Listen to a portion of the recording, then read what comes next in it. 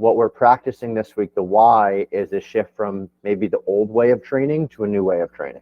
And the old way of training is, I think I see things from a certain perspective, or I've heard about solar panels, or I've heard about composting.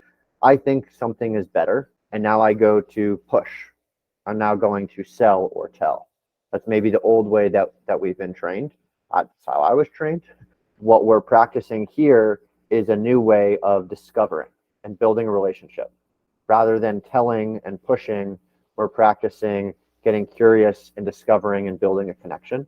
Seeing what bubbles up and getting really curious with what bubbles up in a setting where we're not trying to convince or push or tell anything. There's a wealth of information that they will only share if they feel valued and seen and heard and appreciated. And if the conditions for them to feel safe aren't there, they're not going to share where they're actually coming from. And so why we're doing this is to practice how do we build that trusting relationship and help the information that's there flow. I would like to ask you to elaborate on how you see that turn out into action. Most of us are here because we would like to see a better world, right? Most of us are here because we would like to see people adopting a better practice.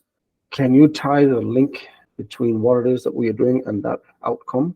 It seems counterintuitive that we are not here to talk about our agenda. Could you give some examples of how we could actually get results so much faster and better? And so the people that we're connecting with, if we want to get to action, and whatever that action is, whether it's having our family start recycling, whether it's getting composting implemented at our school, if we want to get to that action, it's not just us doing the whole thing. There's people that are going to be part of this as well. People who get impacted, people who are part of the approval process, people who have a sense of what life is actually like being part of the family unit and the financials of the family and the flow of the family, or the flow of the school, the flow of the cafeteria. And so these conversations, by understanding what life's actually like for them, by understanding what their worries, hopes, fears are, we can discover what is actually needed, because what's actually needed might not be recycling to start. What's actually needed might not be composting to start.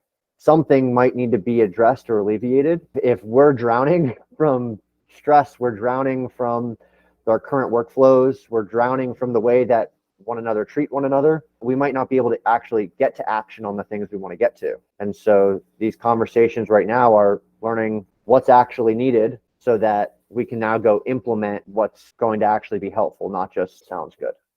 And there are quite a few settings here. One is, let's say, with friends and family, colleagues that are like-minded.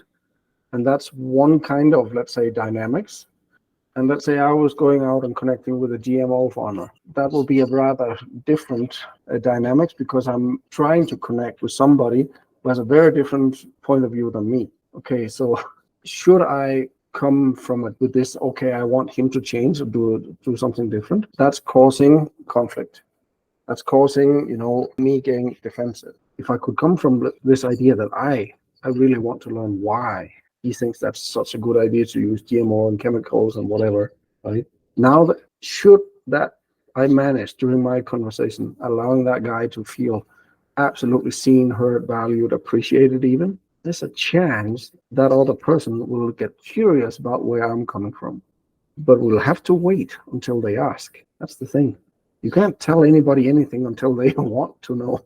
So could you make that other person feel seen, heard, valued, appreciated? There's a chance that they might get curious about who you are and what you're up to.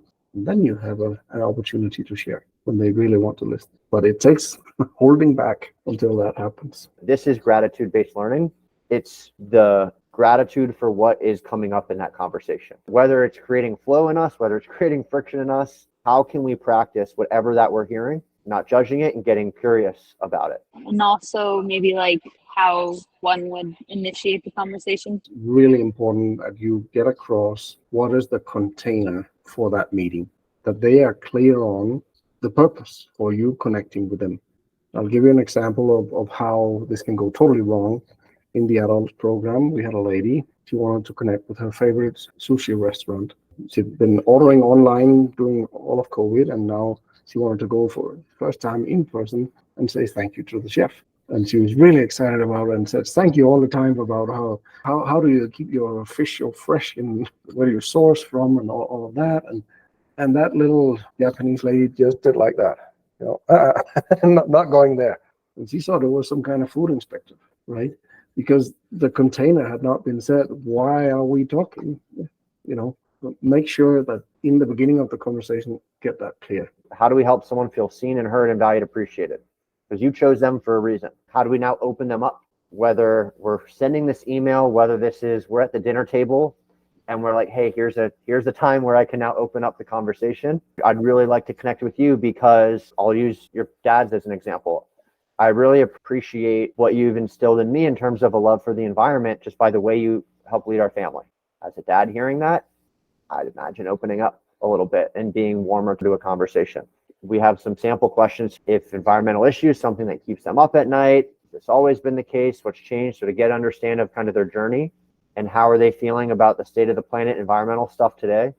A really good thing is to find something about that race driver that you can appreciate. What could that be? It doesn't really matter what, but it needs to be authentic. So if you're trying to mock it or fake it or whatever, that can be felt. And that's not going to create connection. You need to find something and then let them talk about whatever it is that they're passionate about.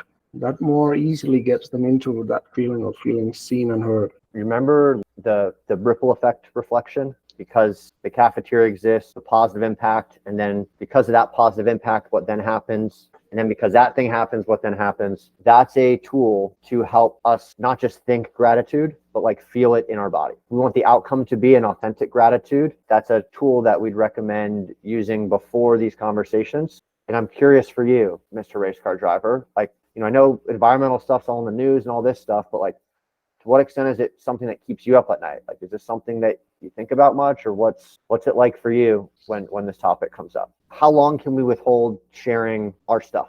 Like, in just getting curious about their world, rather than, when they share something, rather than us going in to tell, ask a follow-up. You can read back, like, here's what I'm hearing, but ask a follow-up to better understand. I think the best measure is before you enter into a conversation, just ask yourself, are you really curious about what's going on for that other person? Whether it's a race car driver or a restaurant worker, if you cannot say yes to yourself, that I really just want to learn about what they know, their experience, this is going to be awkward, right? Because you're going to there and pretend to be curious. That's a tough one, right?